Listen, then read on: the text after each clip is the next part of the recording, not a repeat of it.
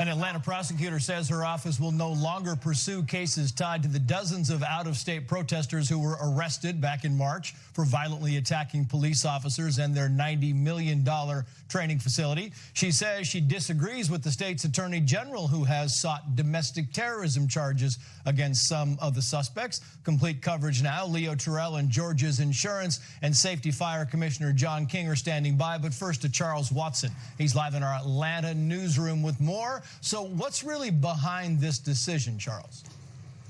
Well, Trace, we posed that question to a local Atlanta defense attorney who's not associated with this case, and he tells us that DeKalb County District Attorney Sherry Boston's decision not to prosecute cases related to that riot that broke out at Atlanta's so-called Cop City is less about the cases themselves and more about politics. So they're very, very different political constituencies that these two politicians are answering to.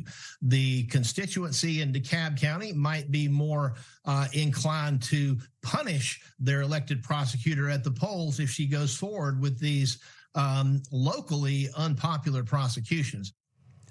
Yeah, and so DeKalb County DA Boston, who is a Democrat nearing the end of her term, says she pulled away from prosecuting cases associated with the riot at the police safety training facility because of differences in prosecutorial philosophies with the Georgia Attorney General's office. Dozens of people, as you mentioned, Trace, who were allegedly involved in that riot, most of whom live outside of Georgia, now face domestic terrorism charges. But after months of discussing the evidence in those cases, the DA says it's best the Attorney General's office moves forward alone with the charges it believes are warranted. Now, Georgia Attorney General Chris Carr says while the district attorney has decided to no longer assist in those prosecutions, he says the Georgia Attorney General's office is committed to prosecuting folks who were involved in the violent acts that were seen on video back in March at the Atlanta police training safety facility.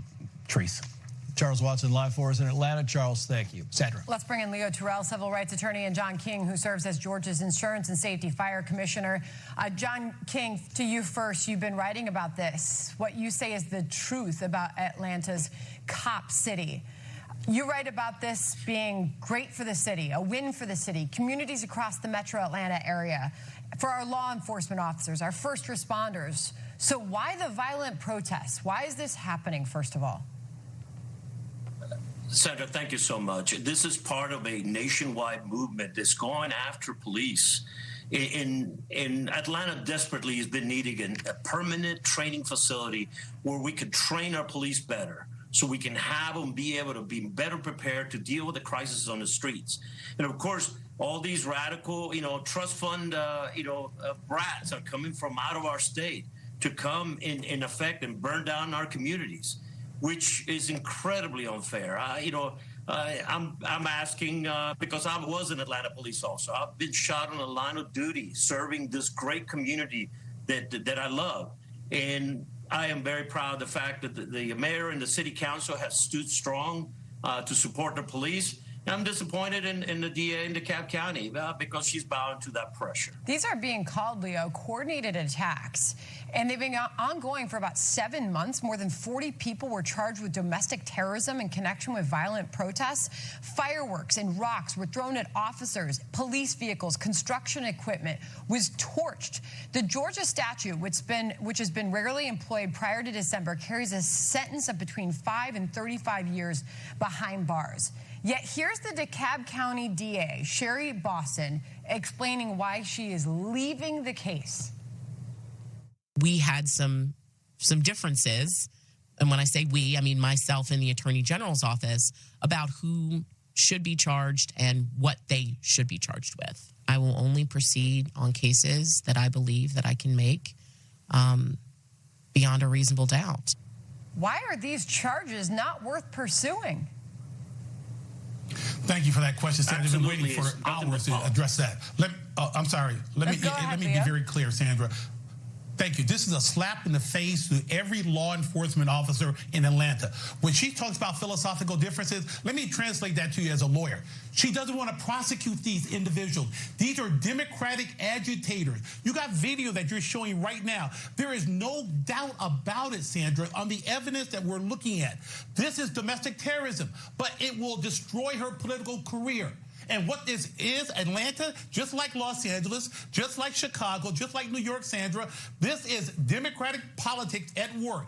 Anti-police, no support for law enforcement. It is very disingenuous for her to make a political decision over law and order. We see this happening, and, you know, John, you're identifying what you say has been a trend in this anti-police movement you described. Well, the Georgia AG has stepped in and said they will continue to pursue the case. If you shoot police officers, throw Molotov cocktails at law enforcement, vandalize private homes and businesses, set fire to police vehicles and offices, you will be held accountable. We will not waver when it comes to keeping Georgians safe and putting a stop to violent crime in our state. How will the AG handle this, and will those violent protesters actually be convicted, John? You know, when these cases go to citizens of our great city, they will be held accountable because the evidence is overwhelming. I mean, first of all these brats, as I call them, you know, trust fund brats, are coming from all over the United States, from Maine, from Canada, from France. Very few of them, if any, are local, you know, agitators. They are local folks, and they're hurting the community's ability to protect our citizens. And this has to do, it's more than just partisan. This is just an absolute abdication of their sworn oath to protect our community. And I'm glad that Chris Carr, our Attorney General, is standing up and taking care and protecting our community. That is our oath. John, you write very passionately in your piece. It makes you sick. It's vital that law enforcement officers, first responders have the best resources and training to do their jobs. Vital they have support from our elected leaders.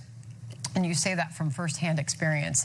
Thank you to both of you for joining us on that. We will certainly continue to follow that story. We've got a call into Governor Kemp as well. Thank you. Thank you, Sandra. Appreciate it.